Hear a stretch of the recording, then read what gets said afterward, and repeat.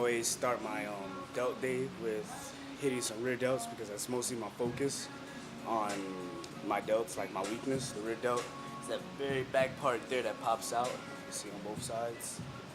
I had to really develop that because remember shows are won from the back. So when you don't have that rear delt from both sides, it doesn't give you that 3D look.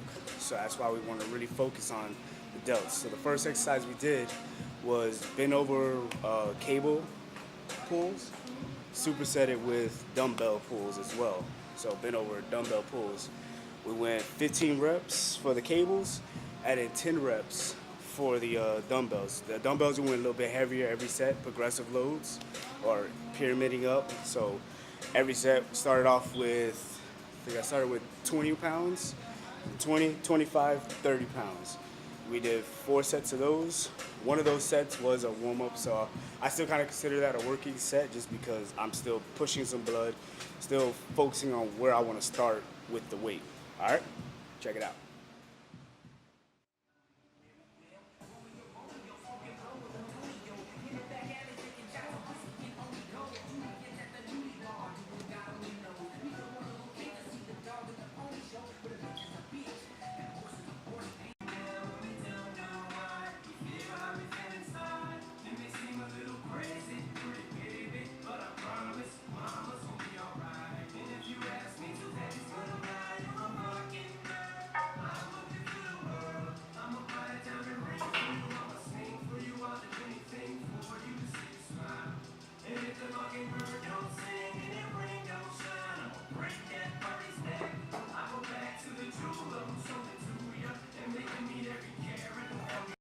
All right.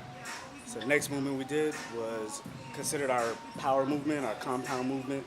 Went into Smith machine military press. That one there we didn't do as many reps as about 15. We did 10 reps over a period of 4 sets. Each set we went up in weight. I only stopped at 225 just because I didn't want to get too much chest in. For me, my body type, my chest is very, very, very dominant. So once my delts really start to die out, my chest takes over and I don't want any bit of chest to hit into this movement. So I just cut it off there at 10 reps, try to max as much weight as I possibly can while mentally staying connected with my front delt. Then, the military press is gonna hit right in here, get that nice slab right in there. And that's your front delt. See, everybody has it. See? Like that. The military press is considered a compound movement just because it involves a lot of muscles, and it's a power movement for the delts. You want to get your delts overall bigger, focus on the military press. Now I switch week after week between doing Smith machine and doing regular barbell free weights. The reason why I do the free weight one is because there's no balancing, like to help out with the balancing. There's just straight stability muscles working. There's more fibers that have to work into it. Now the reason why I switch off of it, because when you go into the Smith machine, you get focus a lot more on the squeeze and the contraction. I don't focus on doing it week after week because I like changing up my program every week. So check it out.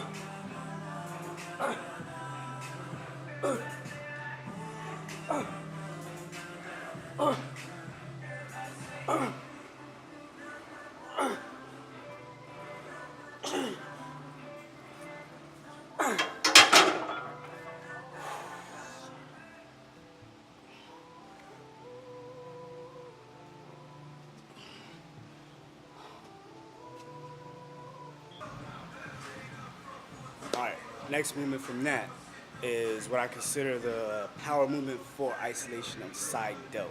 the dumbbell side laterals. Everybody pretty much does this movement. There are some secrets to it. Main thing is you want to point the elbow up, you know, so that way you get way more contraction on the side delt and more concentration there. We did a progressive load again, pyramiding, 10 reps, 4 sets. Very self-explanatory movement, just hitting isolation of the side delt, keeping your chest up. You kind of lean forward a little bit at the hip, just because you want to focus a little bit without giving yourself the cheat of jumping up or anything like that. If you stay forward, that's going to keep giving you a higher range of motion with that motion. All right, so check it out.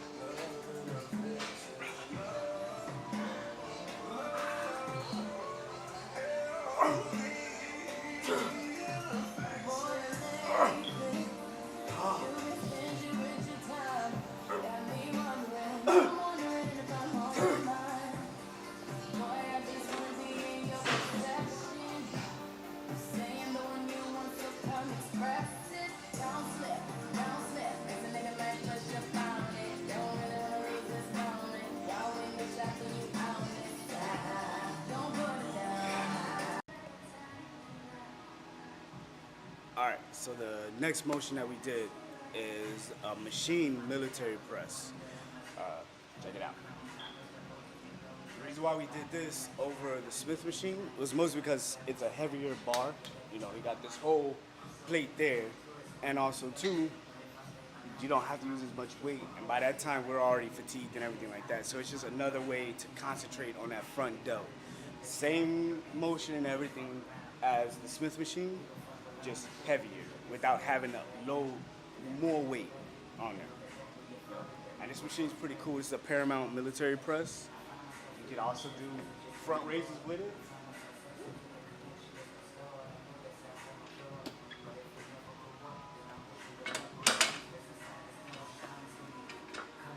And this would double up as a upright row.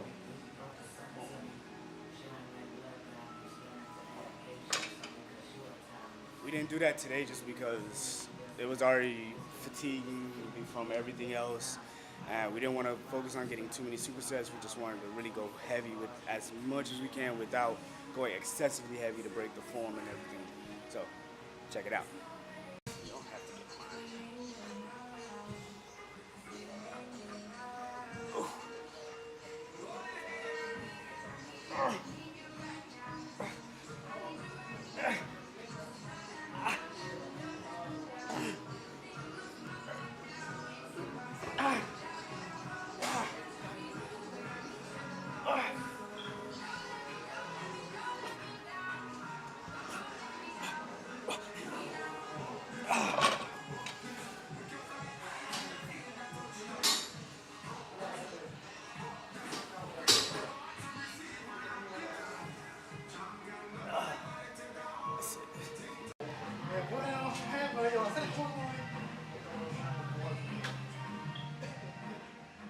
The next movement from after the machine military press would be going into a single arm pull down.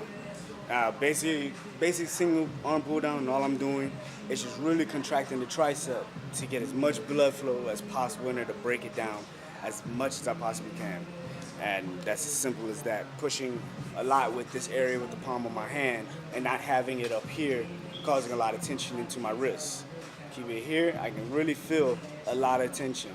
Don't use your thumb too much because then you don't want the bicep to come into play when you're coming up. So you're gonna get the nice stretch and a nice pull. There are parts throughout the motion where I do half range it just because at a certain range I lose the tension between my mind and the tricep. So check it out.